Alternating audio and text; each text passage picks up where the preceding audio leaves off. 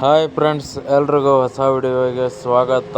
ನಮ್ಮ RCBಯ ಮುಂದಿನ ಮ್ಯಾಚ್ ಶನಿವಾರ ಒಂದು ಗುಜರಾತ್ ಜೈಂಟ್ಸ್ ವಿರುದ್ಧ ಇದೆ. ಆ ಮ್ಯಾಚಲ್ಲಿ ಒಂದು ದೊಡ್ಡ ಬದಲಾವಣೆ ಆಗ್ತಿದೆ ಅಂತಲೇ ಹೇಳ್ಬೋದು. ಅದು ಏನೆಲ್ಲ ಬದಲಾವಣೆ ಆಗ್ತಿದೆ, ಹಾಗೆ ಸ್ಮೃತಿ ಮಂದಣ್ಣ ಅವರು ಏನೆಲ್ಲ ಹೇಳಿದ್ದಾರೆ ಅದನ್ನೆಲ್ಲ ನೋಡ್ಕೊಂಬರೋಣ. ಅದಕ್ಕಿಂತ ಮುಂಚೆ ನೀವು ನಮ್ಮ ಚಾನಲ್ಗೆ ಹೊಸಬರಾಗಿದ್ದರೆ ಈಗಲೇ ಸಬ್ಸ್ಕ್ರೈಬ್ ಮಾಡ್ಕೊಳ್ಳಿ, ಹಾಗೆ ಪಕ್ಕದಲ್ಲೇ ಇರೋ ಬೆಲ್ ಐಕನ್ ಮೇಲೆ ಆಲ್ ಅಂತ ಕ್ಲಿಕ್ ಮಾಡ್ಕೊಳ್ಳಿ. ನಾವು ಯಾವುದೇ ಹೊಸ ವಿಡಿಯೋ ಅಪ್ಲೋಡ್ ಮಾಡಿದರೂ ಮೊದಲು ನಿಮಗೆ ನೋಟಿಫಿಕೇಶನ್ ಬರುತ್ತೆ.